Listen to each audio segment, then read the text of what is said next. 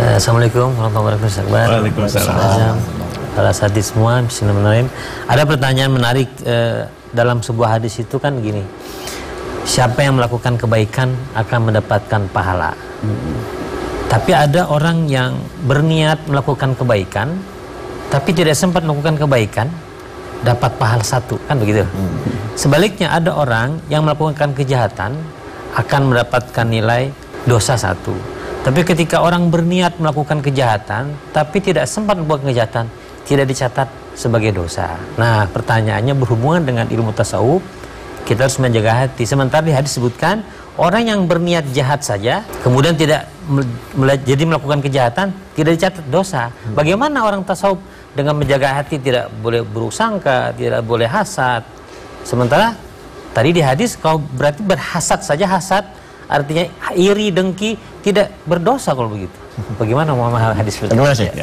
Jadi kita mesti membedakan yang disebut dengan amrod al-qalbiyah dengan amalan biasa.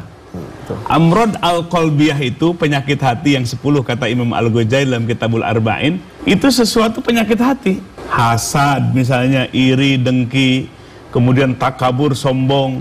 Nah, itu semua adalah wilayah kolbu. Ketika itu ada, dia sudah berpenyakit dan dia sudah mendapatkan apa? Keburukannya. Keburukannya itu contoh misalnya, kalau yang namanya penyakit hatinya ria, ya amalnya habis. Kalau hasad, kita nih iri terhadap nikmat yang Allah berikan. Ya, saudara kita misalnya punya hadiah, dapat hadiah punya mobil, lalu kita yang iri, yang benci. Nah, itu apa yang efek yang akan terjadi? Apa amal kebaikannya habis? Iyakum wal hasad, jauhilah penyakit hasad. Innal hasada yakulul hasanat kama takulun nar al hatab. Nabi bersabda, hindarilah, jauhilah penyakit hasad. Sesungguhnya hasad itu akan menghabisi kebaikan seperti api yang menghabiskan kayu bakar. Jadi itu amrod al-qalbiyah. Beda dengan niat. Saya mau niat berbuat zina misalnya. Nah, itu bukan penyakit hati, tapi niat yang busuk. Jadi bedakan amrod al-qalbiyah dengan niat yang buruk. Itu belum dicatat. Selama belum dilakukan, bahkan telah dilakukan pun belum dicatat. Menunggu dia tobat apa enggak. Kalau sampai enggak tobat, dicatat dah. Nah, kalau enggak, ya tentu tidak akan. Artinya itu adalah niat yang buruk. Niat mau mencuri, niat mau misalnya membunuh, itu niat.